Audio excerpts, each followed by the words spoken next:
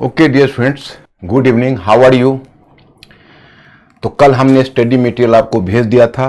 You may have started reading the study material. I can I expect definitely you people may have gone through my study material, and the first of topic, part first, prehistoric period and protohistoric period. तो मैंने आपको जो अध्ययन सामग्री दी उसको आप लोगों ने कल ही डाउनलोड किया होगा. आज तो कुछ भेजने का सवाल नहीं है. अब जैसे मैंने कल आपको तरीका बताया था उसी साइंटिफिक तरीके से आपको बढ़ना है.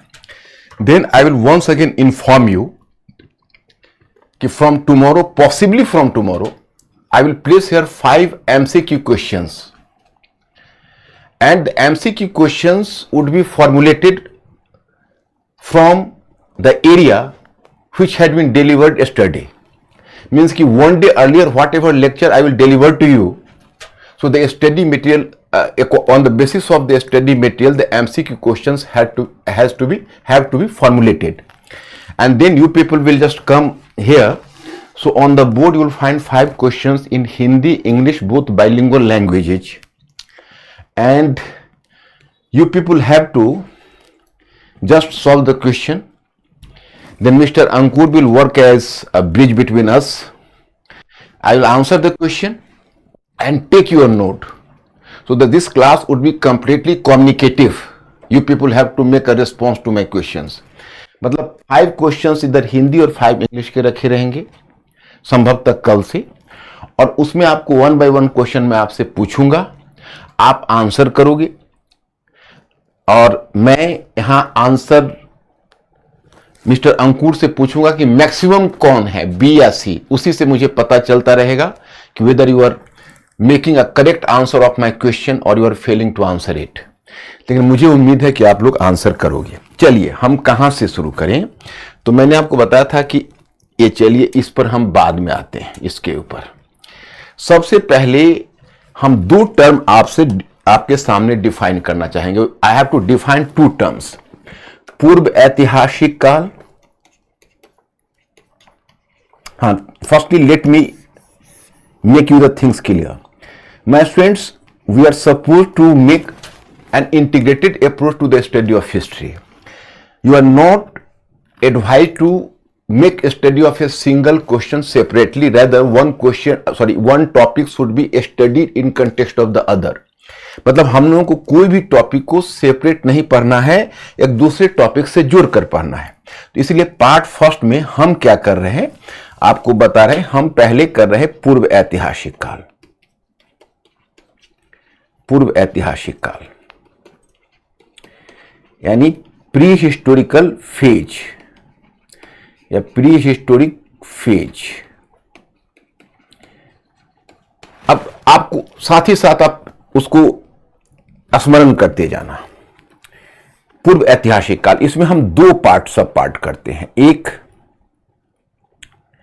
पूरा पाषाण काल,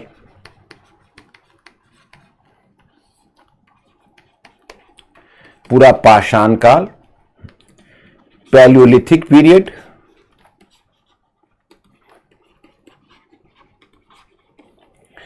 एंड मध्य पाषाण काल. मध्य पाषाण काल, mesolithic period. Mesolithic period. Okay, ये 2 पीरियड हम लोग रख देते हैं पूर्व ऐतिहासिक में. फिर हम आते हैं आद्य ऐतिहासिक काल.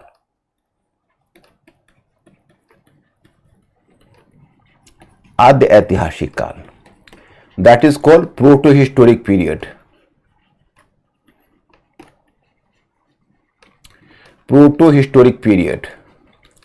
और दूसरा और प्रोटोहिस्टोरिक पीरियड में पहला है नवपाषाण काल,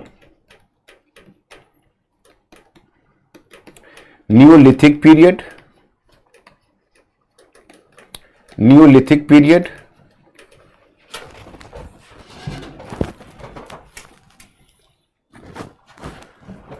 देन ताम्रपाषाण काल. ताम्रपाषाण काल, chalcolithic period, chalcolithic period, Harappa सभ्यता, हड़प्पन सिविलाइजेशन,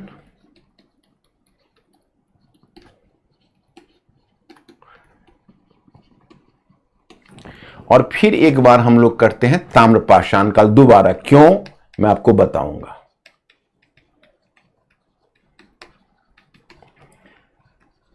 कैलकोलिथिक पीरियड, और उसके बाद आएगी आयरन एज, लौह युग। खैर अभी आपको बहुत क्लैरिटी नहीं आएगी, मैं पहले स्पष्ट कर देता हूं। पहला सवाल कि what is prehistoric phase and what is the criteria for characterising any specific period as prehistoric age. It is due to the fact कि suppose for the study of the period simply archaeological evidence is available but literary evidence is not available at all. It is known as Paleolithic period. अगर किसी काल के अध्ययन के लिए पुरातात्विक स्रोत उपलब्ध हो परंतु साहित्यिक सामग्री उपलब्ध नहीं हो तो उसे हम पूर्व ऐतिहासिक काल कहेंगे। यह हमारी एक डेफिनेशन या एक परिभाषा है। तो अब सवाल यह खड़ा होता है कि आपके मन में हो सकता है, चूंकि पहली बार आप में से बहुत लोग हिस्ट्री पढ़ रहे होंगे, तो आपके मन में क्वेश्चन आएगा कि यह पूर्व ऐतिहासिक काल क्या है, या आपके मन में यह सवाल खड़ा होगा कि भाई पुरातात्विक साक्ष्य जिसकी चर्चा हमने की है, आर्कियोलॉजिकल एविडेंस, वो आर्कियोलॉजिकल एविडेंस क्या है। तो देखिए, जब हम इतिहास पढ़ते हैं तो घटनाएं हजारों लाखों वर्ष पहले घटित हुई होती है। The events have occurred thousands and lakhs of years back. There is no eyewitness to the event, so you can say कि just a historian had to play the role of an spy. He had to just try to smell out कि what is the truth. मतलब historians को एक गुप्तचर के रूप में काम करना पड़ता है और सूंघते हुए तथ्य तक पहुंचना पड़ता है। तो इस क्रम में वो दो प्रकार के साक्ष्य का सहारा लेता है। एक प्रकार का साक्ष्य जिसको कहते हैं पुरातात्विक साक्ष्य, और दूसरे प्रकार के साक्ष्य को कहते हैं साहित्यिक साक्ष्य, archaeological evidence and literary evidence. तो आर्कियोलॉजिकल एविडेंस क्या होता है, तो जैसे जो प्राचीन मानव, जिसको पुरावशेष भी बोलते हैं, पुरावशेष, जो प्राचीन मानव है, जो एंशिएंट पीपल है, वो अपना जो अवशेष मतलब अपना जो रिमेन्स छोड़ देते हैं, वो रिमेन्स किस फॉर्म में होता है, तो टूल्स होता है, उनके जो बर्तन होते हैं, यूटेंसिल्स होते हैं, उनके जो स्क्रिप्ट कई बार जब वो लिपि भी, जैसे अगर लिखित है तब तो लिपि की बात है, नहीं तो कह सकते हो तांबे कांसे की वस्तुएं, उनके जो टूल्स होते हैं, उपकरण, उनका जो निवास स्थल होता है, हाउस, और भी बहुत सारी सामग्रियां हो सकती है, उनकी कलाकृतियां हो सकती हैं। वह या तो हमें जमीन के नीचे मिलती है, हम खुदाई से उसको एक्सकैवेशन से प्राप्त करते हैं, either we have to find out through excavation और we are suppose to find out through you can say observation और just exploration from the upper crust of the earth. या तो हमको जमीन के नीचे खुदाई करके निकालना पड़ता है, या फिर जमीन के सतह पर वो परे मिलते हैं जहां से हम उनको पाते हैं। इसको कहते हैं पुरातात्विक साक्ष्य। और जो रिटर्न फॉर्म में होता है, जो लिखित रूप में पुस्तकें, उस समय तो पेपर का प्रयोग नहीं होता था। पेपर का प्रयोग इंडिया में गुजरात में शुरू हुआ है पहली बार 13वीं सेंचुरी में। तो उससे पहले वो किस पर लिखते थे, तो तालपत्र पर, तारपत्र का मतलब हुआ जैसे पेड़ का जो पत्ता होता है, तार के पेड़ होते हैं, उसके पत्ते को वो पेपर की तरह काट देते थे, उसी पर लिखते थे और उसको लिखकर एक बास्केट में रखते थे, किसी चीज में बंद करके रखते थे, बाद में उसको बाइंडिंग भी करने लगे। तो उस तरह से उनकी जो पुस्तक है उसको पांडुलिपियां कहते हैं, that is called manuscripts. So you will find in ancient period a lot of manuscripts, and on the basis of the manuscripts you will just try to understand and read about the ancient society. So this is called literary evidence. तो उसको हम साहित्यिक साक्ष्य कहते हैं। तो चलिए हम फिर पॉइंट पर आते हैं कि जिस काल के अध्ययन के लिए मैंने यहां पर आपको मैटर में दे दिया हुआ है, इसलिए आपके लिए कोई नई बात नहीं है, पूर्व ऐतिहासिक काल और आद्य ऐतिहासिक काल, कि जिस काल के अध्ययन के लिए हमारे पास पुरातात्विक साक्ष्य उपलब्ध हैं और साहित्यिक साक्ष्य उपलब्ध नहीं है, उसको पूर्व ऐतिहासिक काल कहा गया। एक डेफिनेशन यह है कि for the study of the period only archaeological evidence is available but literary evidence is not available, so this period is characterized as the prehistoric phase. And here we are going to count certain periods, you can say certain periods, you can say Palaeolithic यानी पूरा पाषाण काल, Mesolithic मध्य पाषाण काल, Neolithic यानी नवपाषाण काल। तो इसको इस तरह से पूर्व ऐतिहासिक काल, चूंकि उसमें लिपि है ही नहीं, इवन कैलकोलिथिक यू कैन से ताम्रपाषाण काल। लेकिन जिस काल के अध्ययन के लिए for the study of the period literary evidence is available but literary evidence can not be utilized. For example, you can take Harappan civilization. In Harappan civilization, you will find the evidence of an script, but this script cannot be deciphered. It cannot be read. It cannot be deciphered.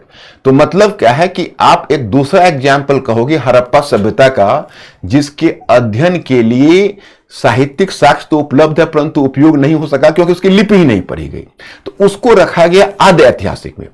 कुछ scholars वैदिक काल को भी आद्य ऐतिहासिक में रखते हैं। My students, I will inform you later कि Vedic people were having a language that was Sanskrit language, but Vedic people were not using any script, they were simply, you can say, using the language Sanskrit language, but their literature was moving from generation to generation through oral tradition.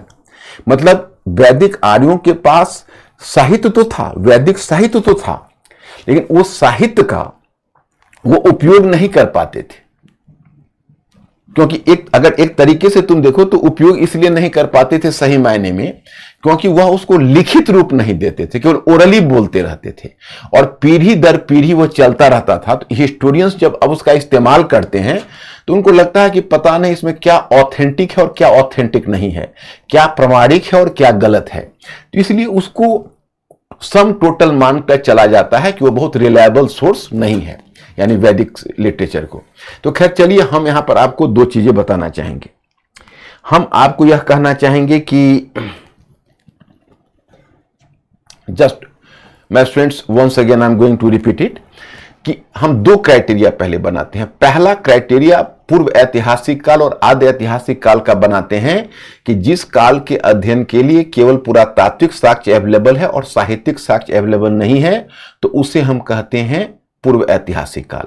और इस criteria पर मैं आपको कह सकता हूं कि बहुत सारे काल प्रथम दृष्टया आ जाते हैं। पूरा पाषाण काल में पुरातात्विक साक्ष्य साहित्य उपलब्ध नहीं है, मध्य पाषाण काल में साहित्य उपलब्ध नहीं है, केवल पुरातत्व है, नवपाषाण काल में साहित्य उपलब्ध नहीं है, केवल पुरातत्व है, ताम्रपाषाण काल में भी साहित्य उपलब्ध नहीं है, केवल पुरातत्व है।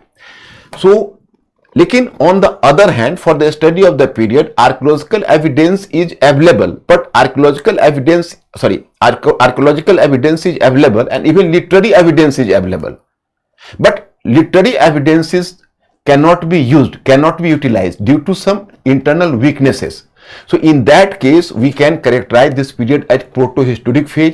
इस क्राइटेरिया पर प्रथम दृष्टया फर्स्ट इंस्टेंस दो काल आ जाता है, एक हड़प्पा सभ्यता, दूसरा वैदिक काल। ये एक परिभाषा है, क्योंकि जैसे मैंने डिवाइड किया है तो आपको कंफ्यूजन हो जाएगा। कंफ्यूजन यह होगा कि मैंने पूर्व ऐतिहासिक काल में केवल दो ही काल लिखे हैं, पूरा पाषाण काल और मध्य पाषाण काल, और इधर हम आद्य ऐतिहासिक में नवपाषाण काल, ताम्रपाषाण काल, हड़प्पा सभ्यता तीनों लिख दिया है। तो आप कहेंगे कि आपके पहले क्राइटेरिया के आधार पर तो नवपाषाण काल को भी पूरा पूर्व ऐतिहासिक काल में जाना चाहिए और ताम्रपाषाण काल को भी पूर्व ऐतिहासिक काल में जाना चाहिए, केवल एक हड़प्पा सभ्यता को आद्य ऐतिहासिक में आना चाहिए। आप मुझसे क्वेश्चन करोगे, जिसका ग्राउंड बताता हूं कि there is another basis and definition as well, according to another definition, कि suppose for the study of the for any specific period if you find the evidence of agriculture, so this period should be counted as protohistoric phase. मैंने दूसरा criteria उन्होंने यह बना लिया कि जिस काल में आप कृषि का साक्ष्य पालो उसको भी आप आद्य ऐतिहासिक काल में रख दो। तो नवपाषाण काल से कृषि आरंभ हो गई, ताम्रपाषाण काल से कृषि आरंभ हो गई, मैंने कृषि चल रही थी, हड़प्पा सभ्यता में कृषि हो रही थी। तो इस ग्राउंड पर हम नवपाषाण काल, ताम्रपाषाण काल को भी हड़प्पा सभ्यता के साथ साथ रख लेते हैं आदि ऐतिहासिक काल में। तो मेरे विचार से ये डेफिनेशन क्लियर हुआ, कहीं कोई कंफ्यूजन तो नहीं रहा। थोड़ा कॉम्प्लिकेटेड था क्योंकि दो क्राइटेरिया है, एक क्राइटेरिया स्क्रिप्ट आर्कियोलॉजिकल और लिटरेरी एविडेंस का है और दूसरा क्राइटेरिया एग्रीकल्चर का है। जैसे पैलियोलिथिक और मेजोलिथिक में एग्रीकल्चर नहीं है, इसलिए उसको हमने रख दिया सीधा प्री हिस्टोरिक में, और चूंकि उसके बाद बाकी जगहों पर अगर लिपि नहीं है तो एग्रीकल्चर बाकी युग में है, इसलिए हमने उसको रख दिया आदि ऐतिहासिक में। तो इतना आप ओके करिए, फिर मैं आगे बढ़ता हूं। जरा सा हिंट करिए आप प्लीज।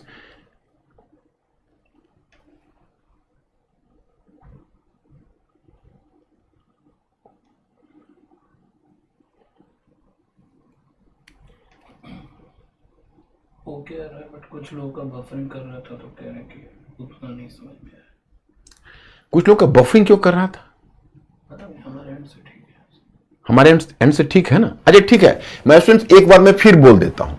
कुछ लोग ये कंप्लेन कर रहे हैं उनका बफरिंग हो रहा था तो समझ नहीं पाए। देखो, दो टर्म है, याद रखना, पूर्व ऐतिहासिक काल प्री हिस्टोरिक पीरियड, और दूसरा टर्म है आदि ऐतिहासिक काल प्रोटो हिस्टोरिक पीरियड।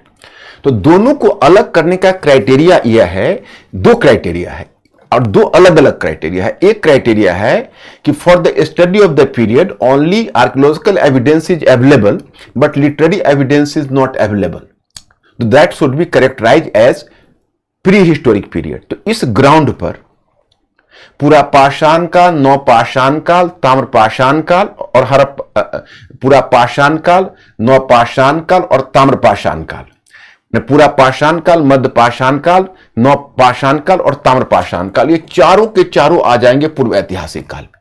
ये एक क्राइटेरिया के आधार पर। और जो दूसरा अच्छा, और मैं फिर एक बार रिपीट कर रहा हूं, जैसे जिस काल के अध्ययन के लिए केवल पुरातात्विक साक्ष्य उपलब्ध और साहित्यिक साक्ष्य उपलब्ध ही नहीं हो, तो उस ग्राउंड पर आ जाता है पूरा पाषाण काल, मध्य पाषाण काल, नवपाषाण काल, ताम्रपाषाण काल, ये आ जाता है पूर्व ऐतिहासिक काल में। और जिस काल के अध्ययन के लिए पुरातात्विक साक्ष्य के साथ साहित्यिक साक्ष्य उपलब्ध हों लेकिन साहित्यिक साक्ष्य का उपयोग नहीं हो पा रहा हो, तो इसमें आ जाती है हड़प्पा सभ्यता और वैदिक सभ्यता, क्योंकि हड़प्पा सभ्यता में लिपि है, पढ़ी नहीं गई, और वैदिक सभ्यता में लिपि ही नहीं है, केवल भाषा है, वो लिखित साहित्य नहीं है।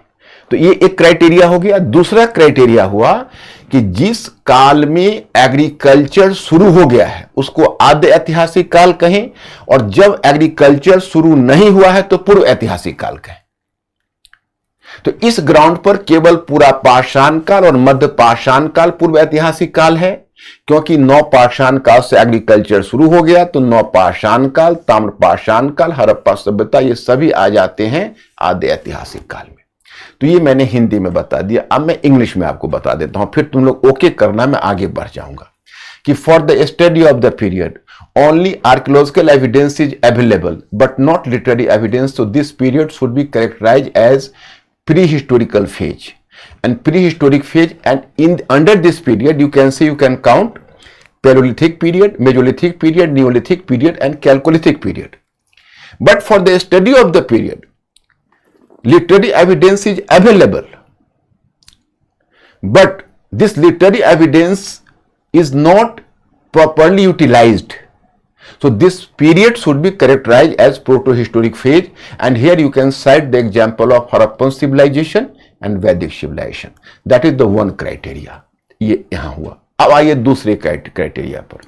जिस काल में कृषि का आरंभ नहीं हुआ हो वो पूर्व ऐतिहासिक काल, मतलब in the period where agriculture is not in use, so that is prehistoric phase. So on that ground, Paleolithic period and Mesolithic period belongs to prehistoric phase. But during the period when agriculture starts, so that is associated with proto-historic phase. So here Neolithic period, Chalcolithic period, Harappan civilization onwards all belong to protohistoric phase. तो यही दो criteria है। एक criteria के आधार पर हम हम पूरा पाषाण काल, मध्य पाषाण काल, नवपाषाण काल, ताम्रपाषाण काल सभी को हम पूर्व ऐतिहासिक में ले लेते हैं, और दूसरे क्राइटेरिया के आधार पर हम केवल पूरा पाषाण काल और नवपाषाण काल को ही पूर्व ऐतिहासिक में लेते हैं, बाकी सबको हम आद्य ऐतिहासिक में ले लेते हैं। अब आपके मन में क्यूरियोसिटी होगी कि फिर ऐतिहासिक काल हम किसे कहेंगे, what is historical phase. So this period is suppose to have started from 6th century BC onwards. The period which is supposed to have started from 6th century BC onwards, from Buddha age, which I will discuss with you later. So then this period is known as historical phase, as there all the sources were available. What were the sources? The archaeological evidence, literary evidence, and foreign account, foreign literature. So this period is supposed to have associated with historical phase, and this historical phase started from 6th century BC onwards. तो यही इसमें है कि जो काल 6ठी सदी ईसा पूर्व के पश्चात, ईसा पूर्व 6ठी सदी ईसा पूर्व के पश्चात जो पीरियड शुरू होगा उसको हम ऐतिहासिक काल कहेंगे। तो अब ओके करिए, फिर मैं आगे बढ़ूंगा। अब तो मुझे लगता है आप लोगों को समझ में आ गया होगा। Be fast.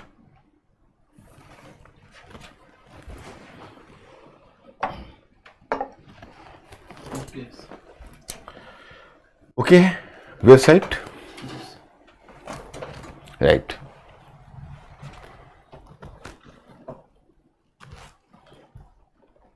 देखो इसमें, और किसी को भी प्रॉब्लम हो तो देखो हिंदी इंग्लिश दोनों पढ़ लेना, बिल्कुल क्लियर कट लिखा हुआ है, कोई कंफ्यूजन नहीं। अब देखो जैसे अब तुम लोगों को इतना फेज देखना है। देखो पूरा पाषाण काल, अभी टाइम कितना बड़ा है पता है? लाखों वर्ष पहले से, लाखों वर्ष पूर्व से 10,000 ईसा पूर्व। मुझे लगता है ईसा पूर्व और ईस्वी का अंतर तो सभी लोग समझते होंगे। लाखों वर्ष पूर्व से 10,000 ईसा पूर्व पूरा पाषाण काल।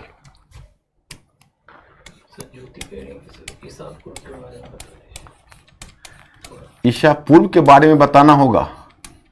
अच्छा, बता देता हूं। मध्य पाषाण काल 10,000 ईसा पूर्व से 6,000 ईसा पूर्व। 6,000 ईसा पूर्व। देखो ज्योति ने क्वेश्चन किया है कि ईसा और ईसा पूर्व समझाना होगा, तो मैं इस संदर्भ में बताऊंगा कि माय स्टूडेंट्स, आप लोगों ने मैथमेटिक्स में पढ़ा होगा पॉजिटिव डिजिट्स और नेगेटिव डिजिट्स। जैसे मान लीजिए आप इसको 0 है, तो 0 को मान लीजिए birth of Jesus Christ. Jesus Christ के बर्थ को आप 0 मान लीजिए। ओके,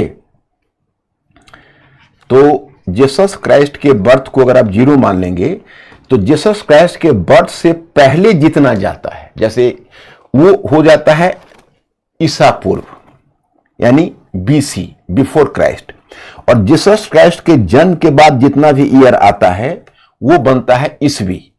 तो आप याद करिए कि आपने अगर पॉजिटिव डिजिट्स पढ़ा होगा तो आप पढ़ा होगा 1 से 10 ऐसे चलता है, और नेगेटिव डिजिट्स पढ़ा होगा -10, -9। इसमें आप देखेंगे कि एकदम उल्टा जाता है, जैसे -10, -9, -8, -7, ठीक इसके विपरीत जाता है। तो आप अगर प्लस में देखते होंगे तो प्लस में अगर आपको काउंट करना हो तो 1 से 5 काउंट करोगे, 1 से 5, तो 5 का अंक 1 से बड़ा होगा। और अगर नेगेटिव डिजिट में काउंट करना है तो -5 से -1 काउंट करोगे, क्योंकि -1 -5 से बड़ा होता है। तो ठीक उसी प्रकार से अगर आपको ईस्वी काउंट करना होगा तो आप काउंट करोगे 3000 ईस्वी से 5000 ईस्वी, तो 2000 वर्ष आगे बढ़ गए। और अगर आपको ईसा पूर्व काउंट करना होगा तो उल्टा काउंट करना होगा, 5000 ईसा पूर्व से 3000 ईसा पूर्व, तो आपको उल्टा 2000 वर्ष काउंट करोगे, जैसे नेगेटिव डिजिट में करते हो। अब now I am just translating the same thing in English so that some of you coming from English language may be comfortable. My students, problem is कि whenever you are doing the mathematical work, so you have divided digits in, you can say, positive digits and negative digits. In positive digits you are counting in a clockwise, or in negative digits in anti-clockwise. For example, you can say in positive digits from 1 to 10. So 1 is smallest and 10 is the largest unit. But in negative, in minus digits, you can say, in negative digits, you have to move in the reverse direction. Minus 10 is smaller digits and minus 1 is the larger digit. The same happens in case of the Anno Domini or before Christ, and BC and AD. अब suppose you can say you have to write down कि 3000 AD to 5000 AD.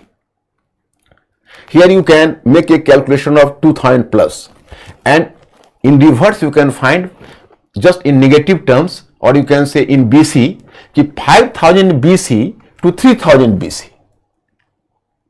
So here the 3000 BC is larger than 5000 BC because here the counting in reverse direction, because it was the negative digit. The same happens in this case, you can say. तो ऐसे ही इसको calculate करते हैं. उसमें एक पंगा ये हुआ कि पहले हम लोग BC बोलते थे, बिफोर क्राइस्ट. तो कई जो नॉन क्रिश्चियंस लोग थे उन्होंने आपत्ति कर दी, ऑब्जेक्शन कर दिया कि आप इस जीसस क्राइस्ट को ही क्यों बेसिस बना रहे हैं, क्योंकि ये हमारे रिलीजन के अनुकूल नहीं है. तो अब हम लोगों ने क्या किया, यानी हिस्टोरियंस लोगों ने क्या किया है कि अब BC की जगह BC शब्द का प्रयोग करना शुरू कर दिया, यानी बिफोर क्राइस्ट की जगह BCE यानी बिफोर कॉमन एरा, और पहले जहां AD कहते थे अन्नो डोमिनाई, तो उसकी जगह अब टर्म का प्रयोग करते हैं CE यानी सेंचुरी, माने CE का मतलब हुआ सेंचुरी, तो माने common era, sorry, BCE before common era and CE common era. पहले हम लोग कहते थे BC एंड AD यानी बिफोर क्राइस्ट एंड अन्नो डोमिनाई, और दोनों का मतलब क्राइस्ट होता था. तो मैं आप लोगों को समझा पाया? शायद अगर कोई दिक्कत है तो बोलो. मिस्टर अंकुर सब ओके हैं? हाँ, तो अब आ जाइए पॉइंट पर जो मैं आपको बता रहा था. जैसे पूरा पाषाण काल मैंने कहा लाखों वर्ष पूर्व से 10,000 ईसा पूर्व, मतलब palaeolithic period starting from palaeolithic period starting from Paleolithic period starting from 10, मतलब you can say lakhs of years earlier. Paleolithic period starting from lakhs of years earlier. Lakhs of years means कि nearly 5 lakh years earlier to 10,000 BC. 10,000 BC. Likewise, you can say मध्य पाषाण काल यानी Mesolithic period, mesolithic period 10,000 BC to 6,000 BC. तो पूरा पाषाण काल लगभग लाखों वर्ष, यानी आप 5 लाख ईसा पूर्व कहिए या लाखों वर्ष पूर्व से लेकर 10,000 ईसा पूर्व तक, और मध्य पाषाण काल लगभग 10,000 ईसा पूर्व से लेकर 6,000 ईसा पूर्व तक. उसके बाद आता है नवपाषाण काल. नवपाषाण काल, नवपाषाण काल 6,000 ईसा पूर्व के पश्चात. इसको ओपन एंडेड छोड़ दीजिए, इसको 6,000 ईसा पूर्व के पश्चात करके इसको ओपन एंडेड छोड़ दीजिए, इसमें कोई भी चीज मत लगाइए, मतलब इसको हम टाइम पीरियड से बांध नहीं सकते. So neolithic period is suppose to have started from 6,000 BCE and afterwards. तो इसको इंग्लिश में कहेंगे न्यूलिथिक पीरियड,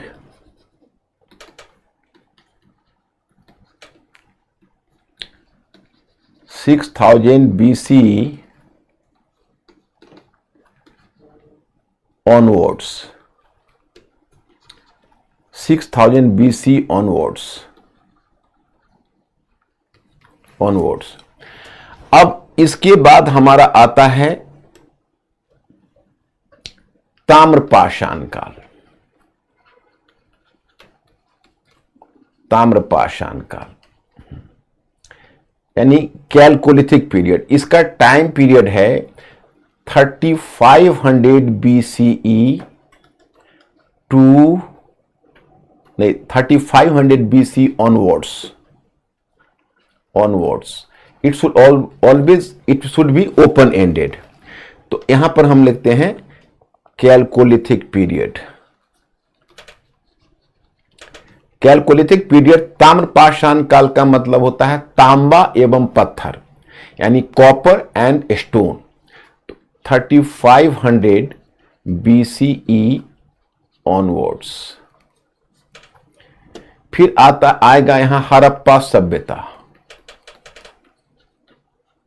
हड़प्पा सभ्यता 2600 BCE to 1900 BC। Harappan civilisation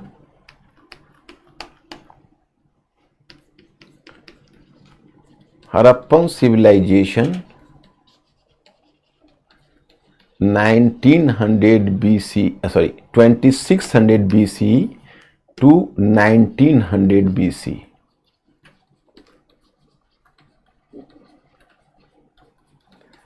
अब इसके बाद फिर आपका आएगा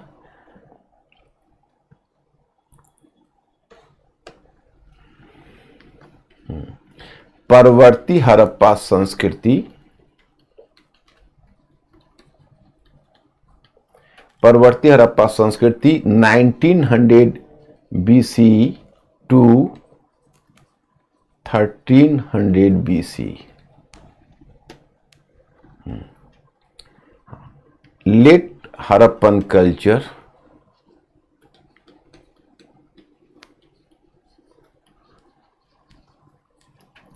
1900 BCE टू 1300 BC। अब देखो, अब मैं आपको समझा देता हूं, क्योंकि देखो यहां पर तो लिखा हुआ ऑलरेडी है पहले भी।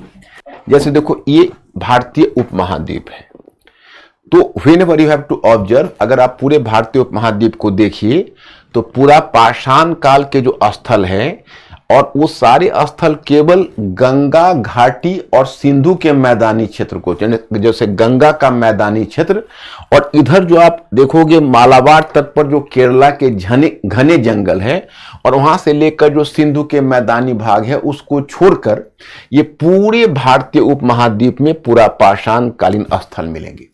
My students, Paleolithic period is supposed to have started. अब what are the features of Paleolithic period and Mesolithic period? So I am going to discuss with you later.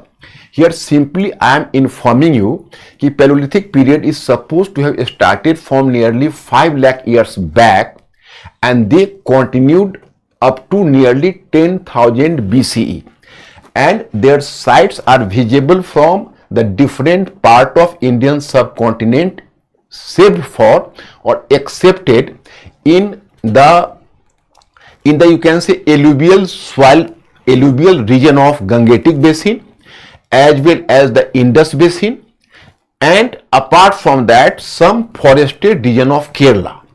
Otherwise everywhere the sites are visible. तो ये कहलाया पूरा पाषाण काल।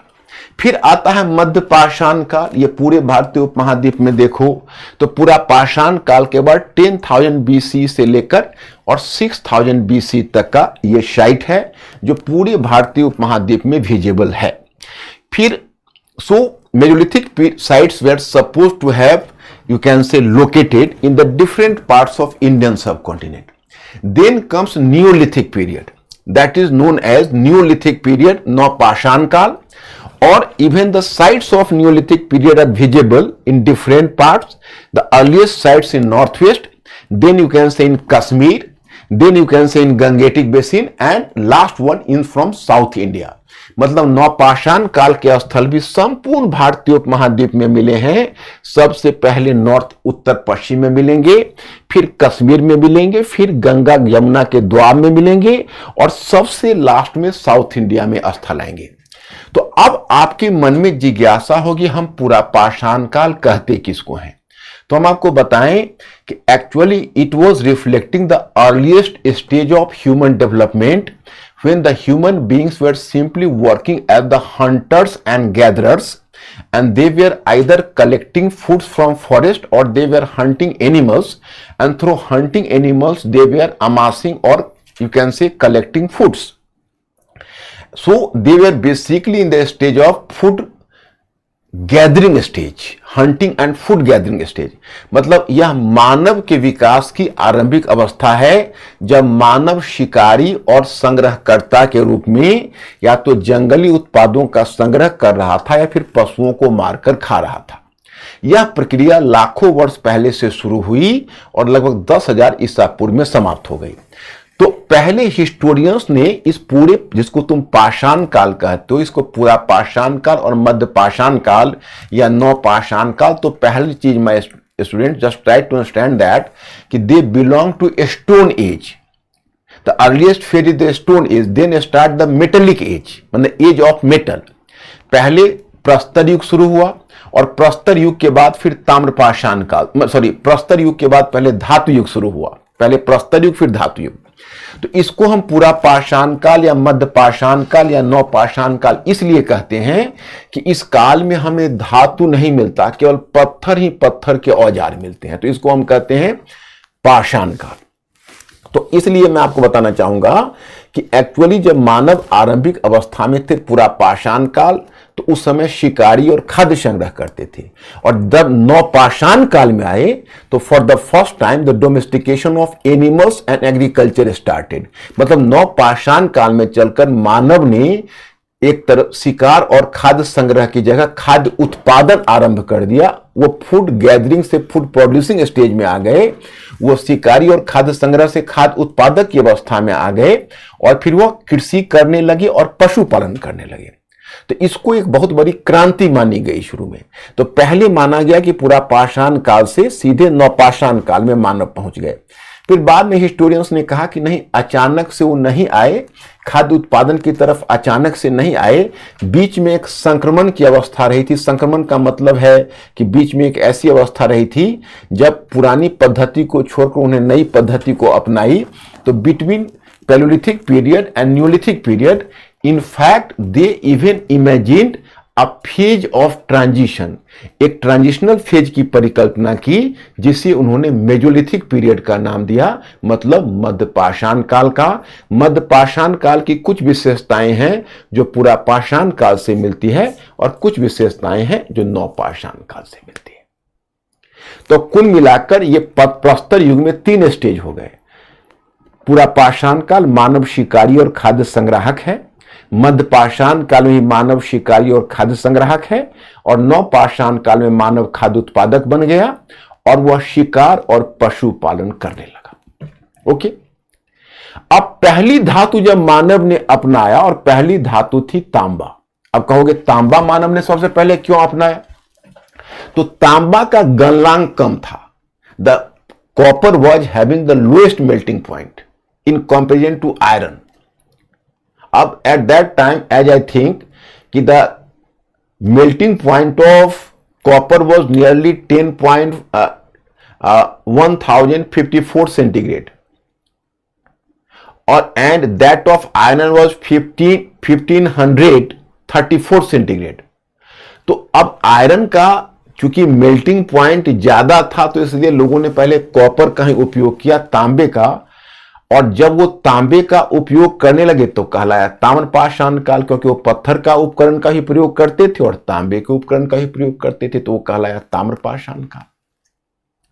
तो ताम्रपाषाण काल भारतीय उपमहाद्वीप में सबसे पहले जब राजस्थान में तांबे का खनन शुरू हुआ और उत्तर पश्चिम में तांबे का प्रचलन शुरू हुआ, तो ताम्रपाषाण काल सबसे पहले नॉर्थ वेस्ट में शुरू हुआ और यह हड़प्पा सभ्यता के उद्भव का कारण बना। तो 3500 ईसा पूर्व से वह शुरू हुआ और चलता रहा। Then came the you can say the first civilization and the first urban civilization in Indian subcontinent, that was Harappan civilization.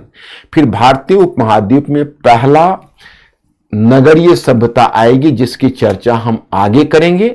और फिर सबसे इंटरेस्टिंग चीज में स्टूडेंट्स यह है कि जब हड़प्पा सभ्यता का पतन हुआ तो भारतीय उपमहाद्वीप का परिदृश्य क्या था। लोग तांबे के उपकरण पर थे, या लोग कांसे के उपकरण पर थे, या लोग लोहे के उपकरण के स्टेज पर आ गए। तो बड़ी इंटरेस्टिंग टॉपिक है, केवल एक से दूसरे को लिंक करके चलने की आवश्यकता है। तो पहले जो हमने एज का नाम आपको बताया, टाइम पीरियड बताया, अगर आप इससे परिचित हो गए हो, because I have given you the information of the different ages with the proper time period and with even certain features, तो then if you may be familiar with my speech and my suggestion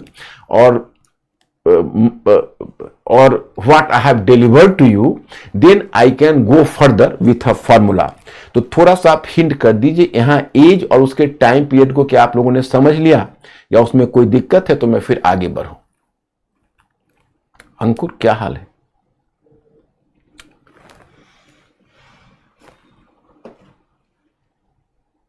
क्योंकि आप लोगों के hint से ही मुझे पता करना होगा कि किस स्टेज में आप हो।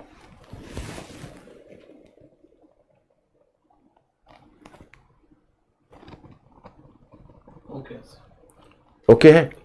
देखो मैं स्टूडेंट, क्योंकि तुम लोगों को तो अब हम यहां पर आपको पूरा पाषाण काल टाइम पीरियड हिंदी इंग्लिश में दिया ही हुआ है, बस एक बार आपको मैंने समझा दिया। अब आपको नजर मारने की आवश्यकता है, इसको पढ़ लेने की आवश्यकता है, इसको पढ़ लेने की आवश्यकता है। बिल्कुल वही लाइन पर, जैसे जैसे मैं आपको बता रहा हूं ठीक इसी लाइन पर आपको पढ़ा रहा हूं। हड़प्पा सभ्यता टाइम पीरियड। अब देखिए, अब यहां से हम शुरू करेंगे।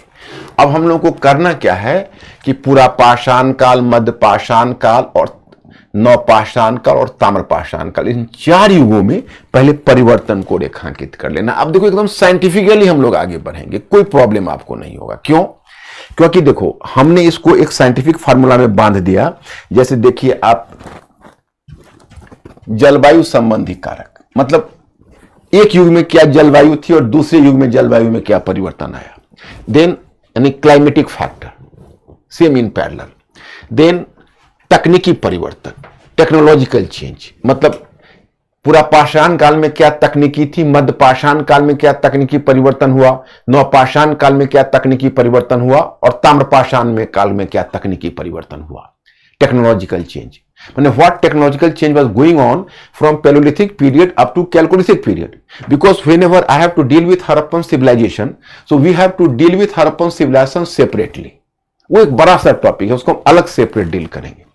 फिर नेक्स्ट वन हम पकड़ लेंगे चेंज इन लाइवलीहुड, जीविकोपार्जन में परिवर्तन। और यहां इकोनॉमी कहना थोड़ा ज्यादा लग रहा है, इसलिए बेहतर शब्द हमें लगा जीविकोपार्जन। तो जीविकोपार्जन में परिवर्तन, तो पूरा पाषाण काल के लोगों का जीविकोपार्जन क्या था, मध्य पाषाण काल में क्या चेंज आया, ताम्रपाषाण काल में, नवपाषाण काल में क्या चेंज आया, ताम्रपाषाण काल में क्या चेंज आया। फिर उसके बाद हम लोग बढ़ जाएंगे चेंज इन सोशल रिलेशंस, सामाजिक संबंधों में परिवर्तन। फिर पूरा पाषाण काल से ताम्रपाषाण काल तक हम लोग देखेंगे कि the change in social relations from paleolithic to chalcolithic period. और सबसे लास्ट में सांस्कृतिक दृष्टिकोण में परिवर्तन, change in cultural outlook from paleolithic to chalcolithic. तो इस तरह से अगर एक से दूसरा चेंज अगर हम देख लेंगे तो कोई भी चीज अस्पष्ट रह जाएगा, आप ही बताइए, और अस्पष्ट रह जाएगा तो आप हमसे पूछना कि सर यह चीज मैं नहीं समझा, मैं बिल्कुल उसको क्लियर कर दूंगा। कोई भी चीज आपको समझने में प्रॉब्लम नहीं होगा। अब देखो इसमें जलवायु संबंधी कारक से मैटर में आपको दिया हुआ है और मैं आपको स्पष्ट करता जाता हूं।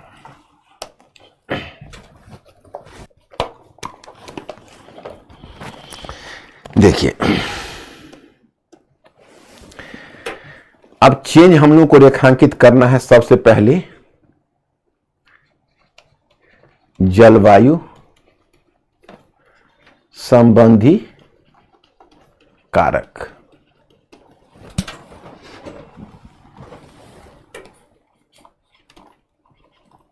Climatic factor. अब क्लाइमेटिक फैक्टर में my students we should not bother too much, because climatic factor you will simply hear about two periods, you know, in two phase. One is Pleistocene period, Pleistocene phase, and then Holocene phase. Holocene phase is supposed to have started from 10,000 BC, and this Holocene phase has continued till today. Recently you can say कि as there was the human imprint on environment, so the environmentalist as well as the scientist have conceived a new period, new age, that is called Anthropomorphine. मतलब कि देखो मैं आपको बताता हूं कि जलवायु संबंधी कारक में कोई लोचा नहीं है, क्योंकि दो ही काल आपको याद रखना है। जलवायु संबंधी कारक में आपको एक काल याद रखना है जिसको कहते हैं प्लिस्टोसिन, दैट इज कॉल्ड, क्योंकि अब सबसे पहले आप आएंगे पूरा पाषाण काल।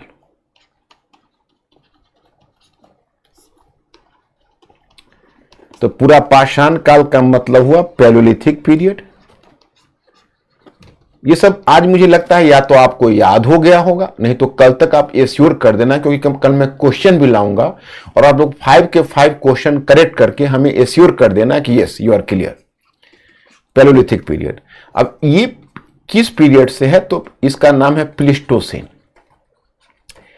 प्लिस्टोसिन काल। अब मैं एक बात आपको बता दूं, जैसे हिस्टोरिकल पीरियड होता है, तो हिस्टोरिकल पीरियड तो बहुत छोटा होता है, जैसे पूरा पाषाण काल, मध्य पाषाण काल, नवपाषाण काल, ताम्रपाषाण काल, ये बहुत छोटा पीरियड होता है। लेकिन एक होता है जियोलॉजिकल पीरियड, वो बहुत बड़ा पीरियड होता है। जैसे तुम देखोगे कि जैसे आप जियोलॉजिकल पीरियड है वो करोड़ों अरबों वर्ष पूर्व है, जैसे पृथ्वी के उद्भव से ही काउंटिंग शुरू होती है।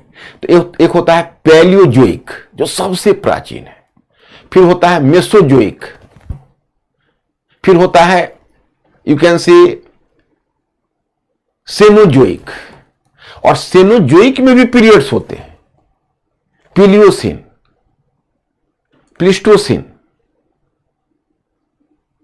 होलोसिन।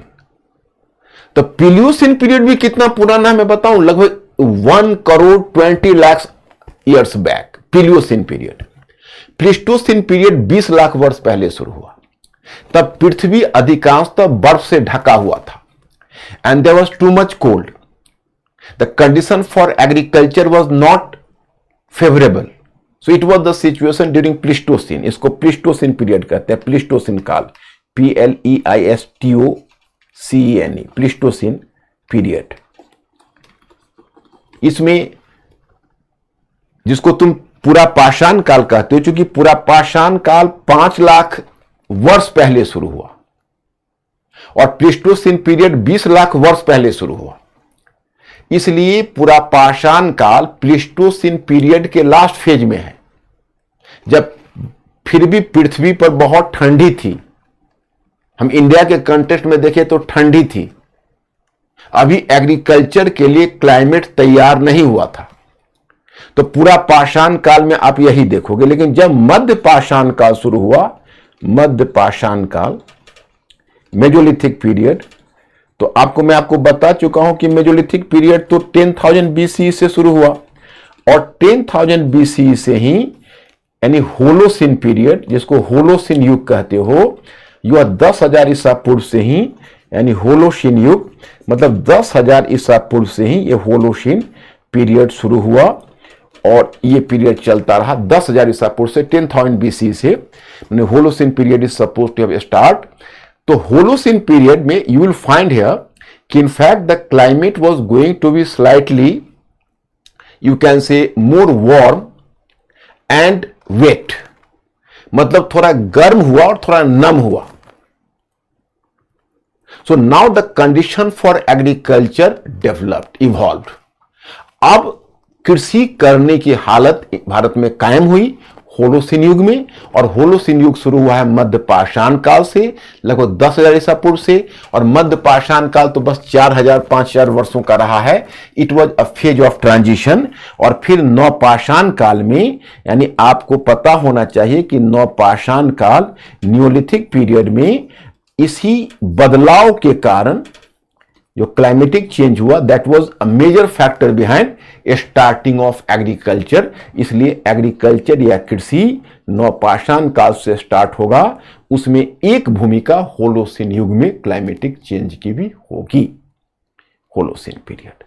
अब आगे जलवायु संबंधी कारक को यही रोकते हैं, क्योंकि यही होलोसिन फिर ताम्रपाषाण काल में भी आया, यानी chalcolithic, Harappan civilization, late Harappan culture, and holocene period has continued till today and up to when it will continue. मैंने केवल यह कहा कि अभी हाल में क्या हुआ है कि चूंकि पर्यावरण को क्षति पहुंची है, तो जो इन्वायरमेंटल साइंटिस्ट है उन्होंने एक नया टर्म कॉइन किया है, एंथ्रोपोमोसिन।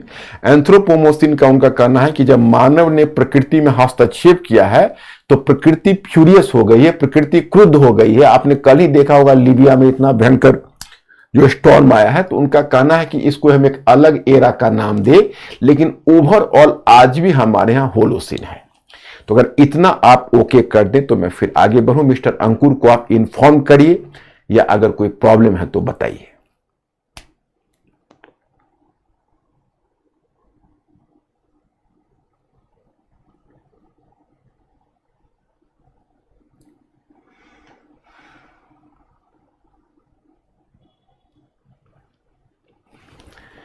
B fast my students, be fast. केवल आप लोग ओके करते चलिएगा, या कोई पॉइंट ऑफ ऑब्जेक्शन हो तो बोलिएगा। एक दो दिन में we will be comfortable with each other, क्योंकि मैं भी थोड़ा समझने की कोशिश कर रहा हूं कि आपके लिए ज्यादा से ज्यादा कंफर्टेबल क्या होगा, क्योंकि और कोई बात नहीं, क्योंकि दो मीडियम का झमेला है। क्योंकि आप इंग्लिश है और इंग्लिश में दोनों में से किसी के साथ इनजस्टिस ना हो, तो मेरी कोशिश है। इसलिए अगर किसी को कोई प्रॉब्लम हो तो आप बताना। मैंने क्या कहा कि कम्युनिकेटिव क्लास रहेगा, और कल से मैं 5 MCQ क्वेश्चन भी लाऊंगा, तो उससे मुझे और भी आपका रिस्पॉन्स पता चलेगा।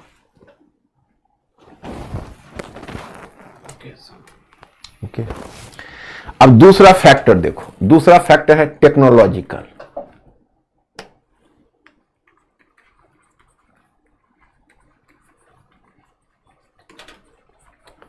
Technological factor. अब ये फैक्टर क्या है देखिए, स्टार्ट फ्रॉम तकनीकी कारक, यानी तकनीकी परिवर्तन।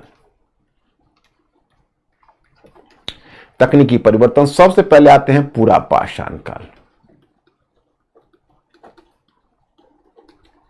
Palaeolithic period. पता है palaeolithic period, in palaeolithic period you were simply using stone tools, but during palaeolithic period it was the early phase of human activities, earliest phase of human activities.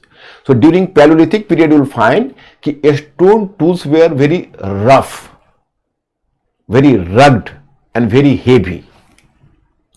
So technologically you will find the 3 important tools in Paleolithic period. एक को बोलते हैं hand axe, hand axe यानी हस्त कुठार, जिसको कुल्हाड़ी बोलते हो, हस्त कुठार। The second one is chopper chopping, chopper chopping. Chopper chopping कहते हैं काटने वाला औजार, चॉपर चॉपिंग काटने वाला औजार। और तीसरा कहते हैं विदारिनी, विदारनी कहते हैं क्लीवरर को, क्लीवरर को। अब ये तीनों है क्रोर उपकरण, क्रोर उपकरण। क्रोर उपकरण को इंग्लिश में बोलते हैं कोर इंप्लीमेंट्स या कोर टूल्स। अब मैं students here I am making clear, hand axe, keep in your mind, hand axe, chopper chopping and cleaver, ये 3 इनके प्रमुख उपकरण हैं। अब इनको देखिए, इस उपकरण के बारे में अब देखिए। ये देखिए, ये हुआ इनका पेबल। जैसे देखिए ये उपकरण देखिए, तो हस्त कुठार, you are using the term hand axe, this is creating a confusion कि possibly it was an iron और copper hand axe. No, this hand axe was also made of stone. So the simple formula was कि they were just breaking a part of the stone and sharpening it. So as the one part was broken and that was sharpened through various types of technique. One is, you can say, lava-lavai technique, and different sorts of techniques they were using. Sometimes they are putting the stone into the fire and then throwing the water so that it had to break to pieces, etc. So different methods they could use. मतलब किसी पत्थर के औजार को लेकर उसके एक भाग को तोड़कर उसको तेज बना के, धारदार बना के वो कुल्हाड़ी बना लेते थे. और कई बार तुम देखोगे दोनों पार्ट को जैसे देखो ओवेट हैंड है, पॉइंटेड हैंड एक्स है, ये हैंड एक्स है, दोनों पार्ट को धारदार बना लेते थे, दोनों पार्ट को. तो अब देखो ये तो खैर बाद में हुआ है. अब मैं यहां पर ये बताना चाहता हूं कि जैसे ये जो इनका औजार होता है, जो स्टोन होता है, ये बड़ा स्ट्रॉन्ग क्वार्टजाइट स्टोन का यूज करते थे और उसके वो भारी होता था, हेवी, और उसके या तो एक पार्ट को तोड़ के धारदार बना दिया या दोनों पार्ट को तोड़ के धारदार बना दिया. तो जब दोनों पार्ट को तोड़ के धारदार बना दिया तो हैंड एक्स हुआ, और एक पार्ट को तोड़ के धारदार बनाया तो उसको कहते थे चॉपर, चॉपिंग, काटने वाला औजार. और एक होता था विदारिनी. विदारिनी आड़ी की तरह था, जैसे आपने आरा देखा होगा उसी तरह का, जिसमें पेड़ हो या हाथी हो, उनको बीच में रख के दोनों तरफ से दो पार्ट में बांट देते थे, शरीर को फाड़ देते थे. उसको विदारिनी बोलते थे. क्लीवरर, दैट वाज कॉल्ड क्लीवरर.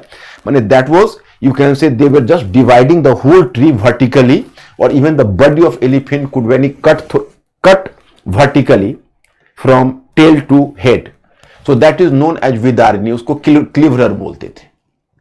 तो ये तरह के उपकरण होते हैं. कोर, दो तरह का टर्म का प्रयोग होगा. एक होगा क्रोर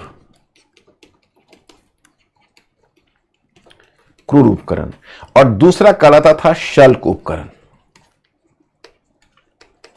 शल्क उपकरण, that is called core implements या core tools. Next one you can say शल्क, फ्लेक्स.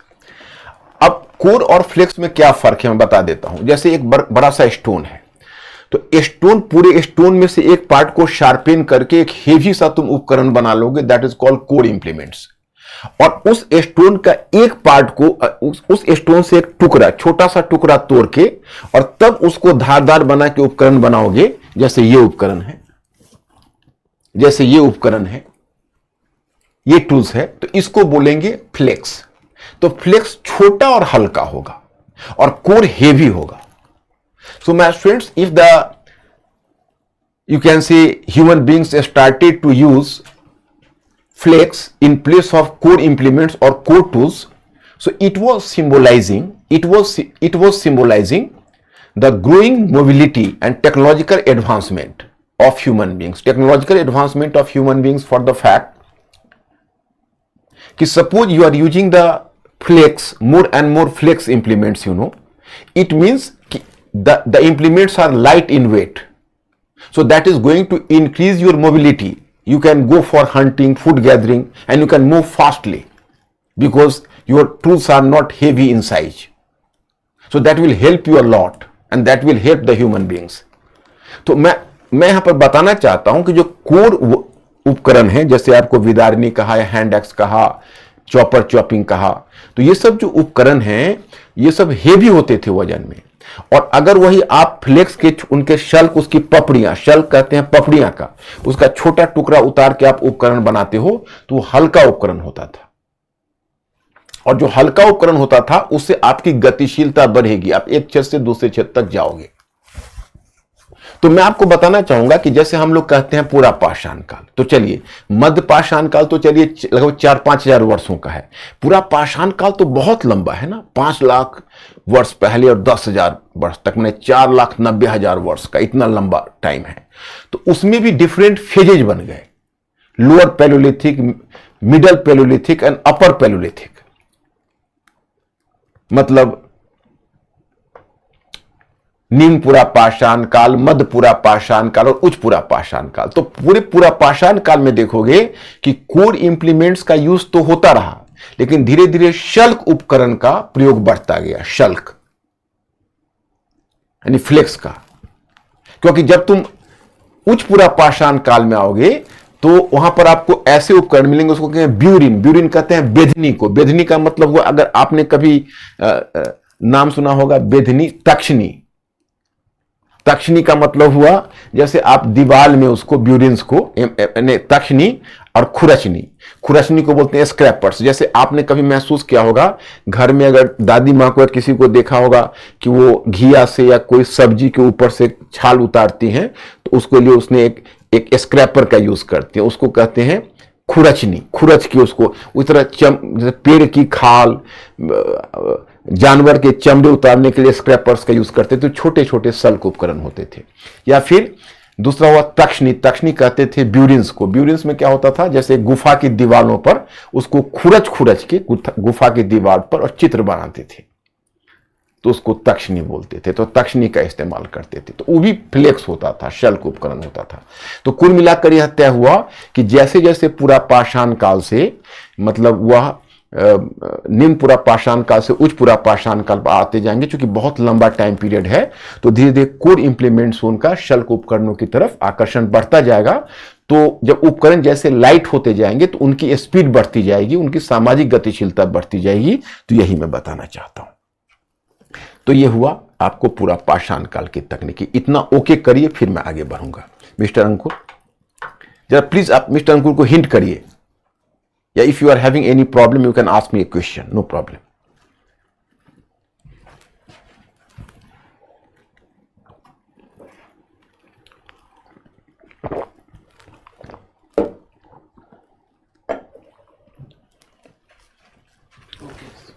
ओके, अब तो दिस इज पैलियोलिथिक पीरियड। अब you are just moving from palaeolithic to neolithic period. You can very well imagine कि you are just moving from palaeolithic to neolithic. तो अब इसमें तो चलो, पैलियोलिथिक में तो पूरा पाषाण काल में यह हुआ। अब पियोलिथिक टू मेजोलिथिक पीरियड, मध्य पाषाण काल। तो अब देखो, मध्य पाषाण काल में जब आप आए, मध्य पाषाण काल,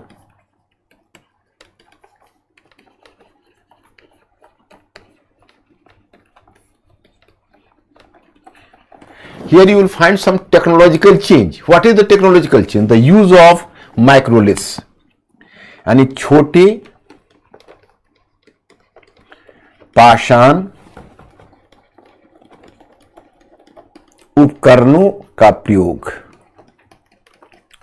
use of microliths,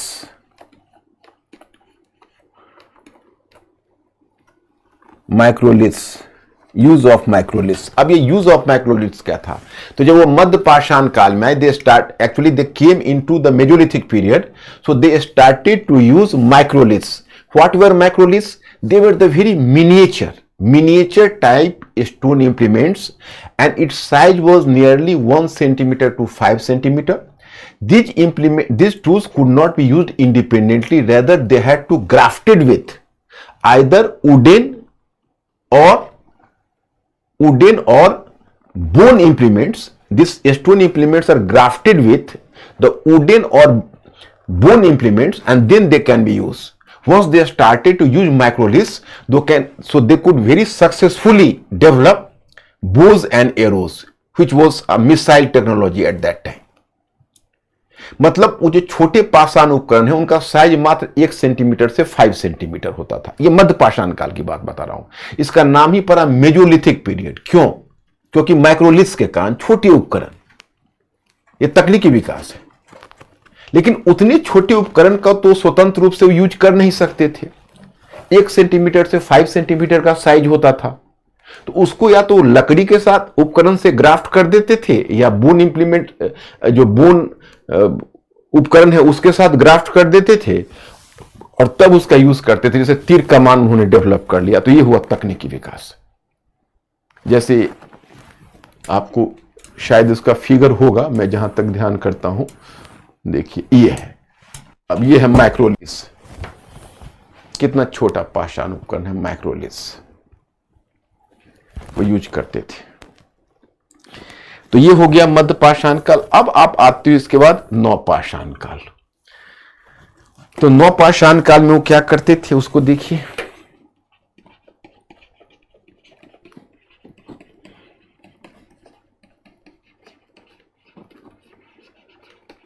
Neolithic period. इसमें आपको सूचना मिलती है कि the use of polished stoneware, मतलब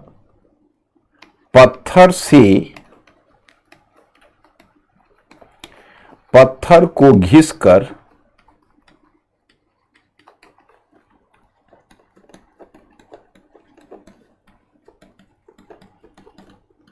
पत्थर को घिसकर उपकरण बनाना।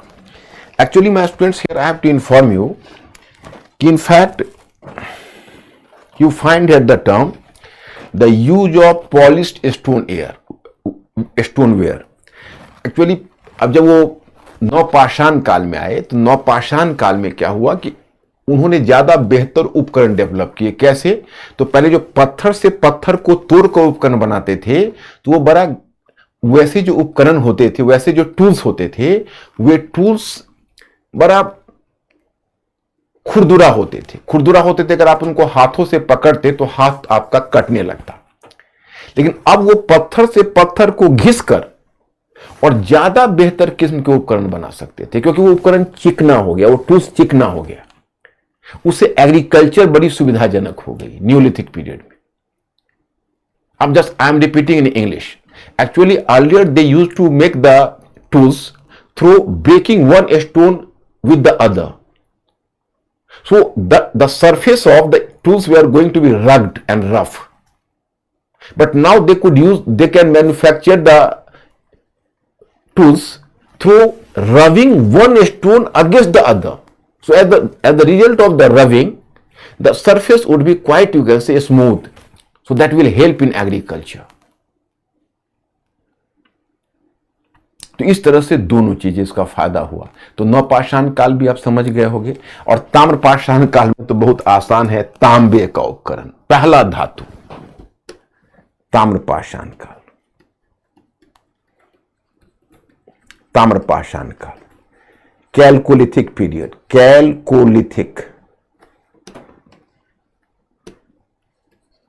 कैलकोलिथिक, उसको चैल्कोलिथिक भी बोलते हैं, यानी simultaneous use of copper as well as stone.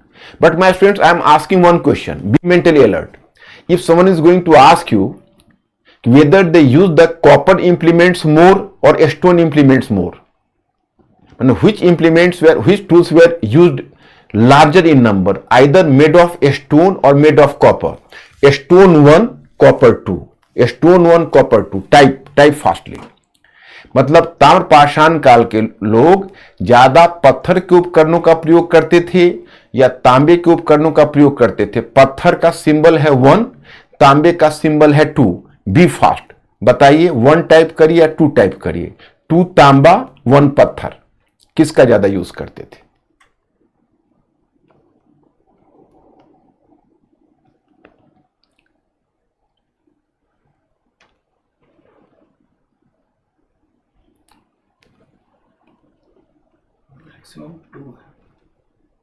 Maximum 2। अब देखिए 2 का मतलब कॉपर, क्या mister Ankur? I have told copper. And 1 का मतलब स्टोन। अब देखो मैंने जाल बिछाया, आप फंस गए। ताम्रपाषाण काल में ज्यादा स्टोन का यूज हुआ। अरे मेरे भाई, उस समय उतनी क्वांटिटी में कॉपर आएगा कहां से?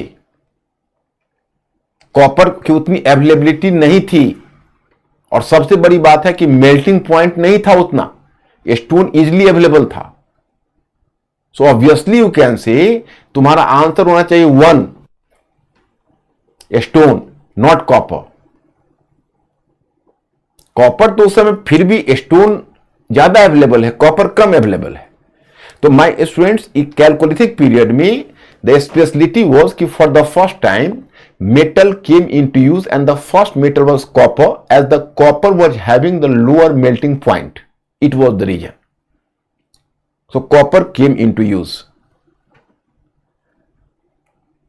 But in sum total, stone tools were larger in use. Different tools made of copper for the first time. So these are the technological advancement, and you should be clear. Now the next one subtopic is after technological change, then change in livelihood. Change in livelihood. जीविकोपार्जन में परिवर्तन.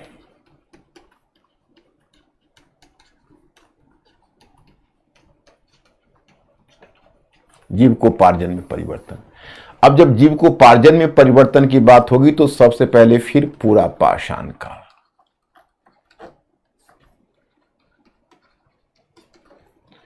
Palaeolithic period.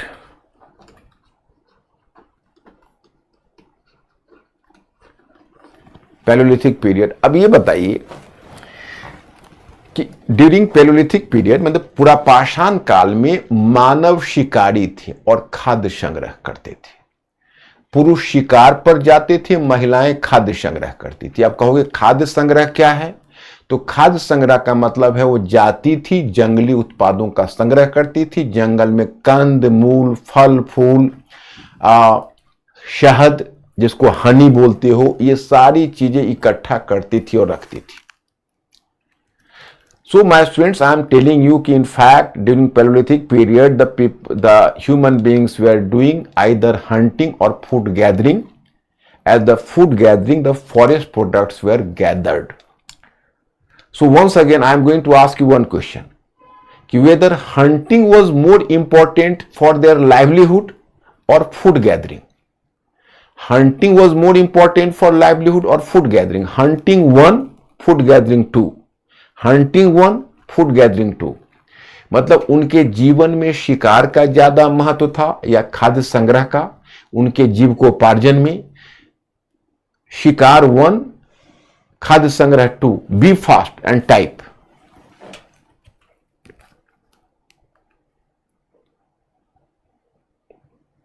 Maximum 2. Yes, good. This time you people have not been caught up. You have given the clean sheet. Maximum number of you, as Ankur has informed me, has selected 2. 2 is the correct answer. आपने बहुत सही किया कि अभी खाद्य संग्रह ज्यादा important है. शिकार तो 72 घंटों में सर जाएंगे, लेकिन खाद्य संग्रह में जो वस्तुएं आती थी वो महीनों रह जाती थी. So the food gathering was more important than hunting. Okay, अब आइए मध्य पाषाण काल.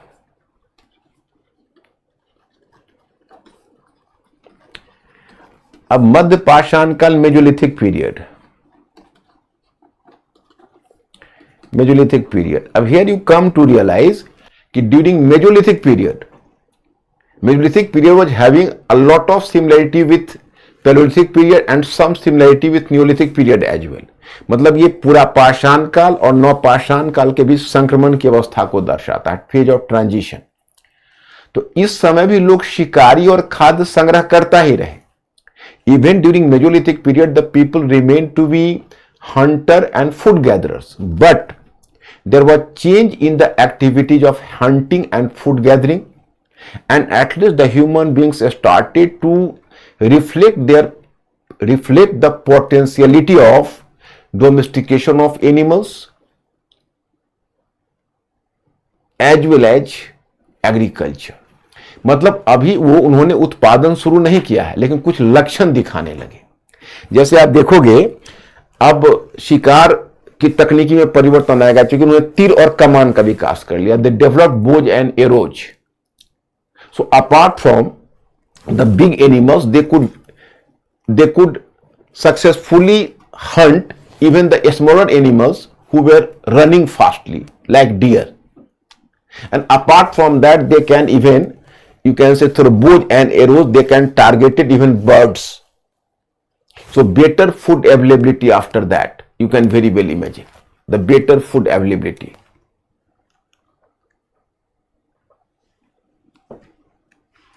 And for the first time, मतलब आप कह सकते हो कि अब वो बड़े एनिमल का ही नहीं, छोटे छोटे दौड़ने वाले, कुनाचे भरने वाले जानवर का शिकार कर सकते थे, पक्षियों का शिकार कर सकते थे. तो खाद्य की उपलब्धता बढ़ गई. और इतना ही नहीं, आप देखोगे पहली बार यहां से पशुपालन के साक्ष्य मिले। कहां से? तो दो जगह है। एक आप देखोगे राजस्थान में बागौर है, राजस्थान में एक जगह है जिसका नाम है बागौर, बागौर। और दूसरा है मध्य प्रदेश, मध्य प्रदेश में आदमगढ़। इन दो जगहों से क्या मिला है? आदमगढ़ से you'll find here the evidence of domestication of animals। पहली बार पशुओं को के पालन का साक्ष्य मिला है। अब पशुपालन क्यों शुरू हुआ होगा सोचिए। जैसे पहले वो शिकार पर जाते होंगे तो बहुत तेज भूख लगी होती होगी, जब शिकार पर जाते होंगे तो पता चला शिकार नदारत, शिकार तो मिल ही नहीं रहा, तो भूखे।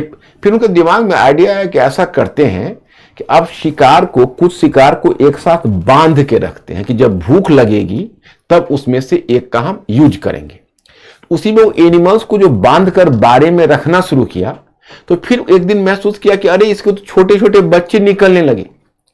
तो मतलब पहली बार उनको ऐसा लगा कि प्रजनन क्षमता के द्वारा वो वंश वृद्धि कर सकते हैं, and through providing the artificial environment for their you can say breeding,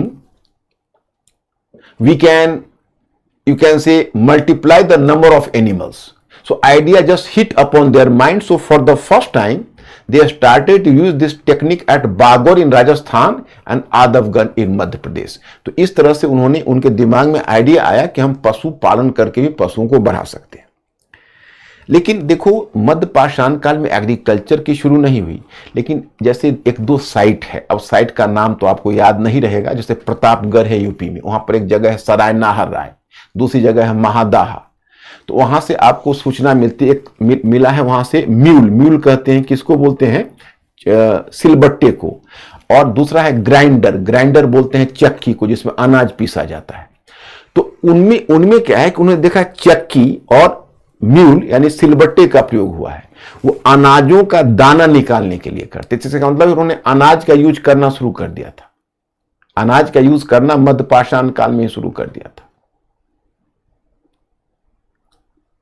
They were taking the grains, but these grains were the wild variety of grains, not the domestic variety of grains। देखो, grains भी दो type के होते हैं।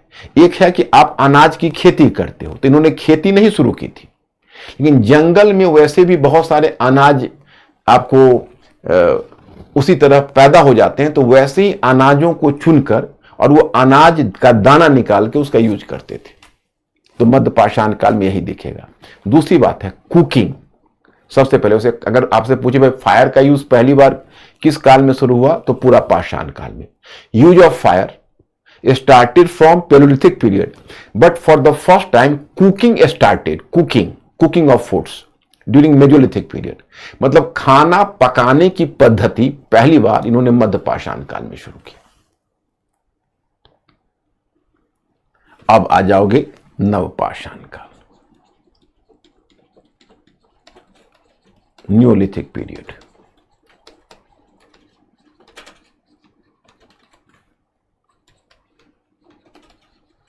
Neolithic period. अब जब नव पाषाण काल में, ये तो बहुत ही इसको गॉर्डन चाइल्ड एक स्कॉलर हैं, उन्होंने नाम दिया नवपाषाण क्रांति, द न्यूलिथिक रेवोल्यूशन। क्यों?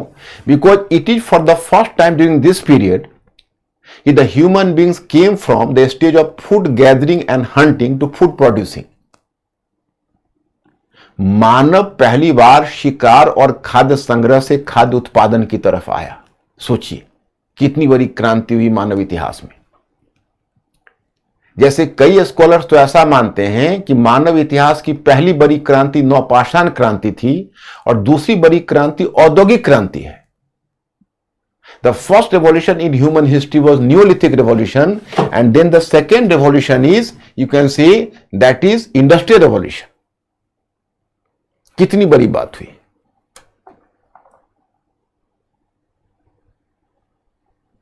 और अब मानव खेती करने लगा। और जानते हो खेती का सबसे आरंभिक साक्ष्य कहां मिला है? खेती का, कृषि का सबसे आरंभिक साक्ष्य मिला है आपको पश्चिमी एशिया में। जहां आज आप देखते हो सबसे अभी डिस्टर्ब्ड एरिया है वो फिलिस्तीनी, सीरिया और इजराइल का रीजन, गोल्डन क्रेसेंट बोलते हैं उसको। तो वो जो रीजन है वहीं पर पहला एग्रीकल्चर का साक्ष्य मिला, लगभग 8000 ईसा पूर्व का है, 8000 BC। अब इसमें सवाल ये खड़ा होता है कि भाई एग्रीकल्चर क्यों स्टार्ट हुआ, तो इसमें स्कॉलर्स के बीच मतभेद है। There is not one explanation. One explanation is climatic factor. Earlier you can say कि there was too much rainfall in West Asia, but due to the drifting of monsoon there was a declining proportion of rainfall, so water availability in West Asia was reduced, so there were certain pockets of water, so in search of water man, animal and plants all gathered at a single place, so it brought a change in their relationship and human beings started to use animals as well as land for food production. So animals were domesticated and land was cultivated. मतलब मैं आपको यह बताना चाहता कि scholars मानते हैं कि पश्चिम एशिया में पहले जमकर वर्षा होती थी, जहां का रीजन मैंने बताया, फिर वहां पर मॉनसून थोड़ा खिसक गई तो वर्षा कम हो गई। तो अब वर्षा कम होने से कुछ ही जगहों पर पानी होता था, तो पानी ऐसी चीज है जिसकी खोज में सभी चले आते हैं, तो मानव भी वहां पर बसने लगे, वहां पर पशु भी वहीं पर इकट्ठा होने लगे कि पानी उनको मिल जाता, और जो वनस्पतियां हैं वो भी वहीं पर उपजने लगी। तो तीनों के बीच का रिलेशनशिप बदल गया, तो मानव और वनस्पतियां उपजाने लगी कृत्रिम रूप से और पशुओं को पालने लगी। तो इसलिए पशुपालन और कृषि का विकास हुआ। दूसरा एक्सप्लेनेशन है कि देखिए एक्चुअली जब पॉपुलेशन का ग्रोथ हो रहा था तो केवल फूड गैदरिंग और हंटिंग से लोगों का पेट नहीं भर रहा था। There was gap between the demand of the population and the supply of the foods. So this is due to this compulsion human beings started food production.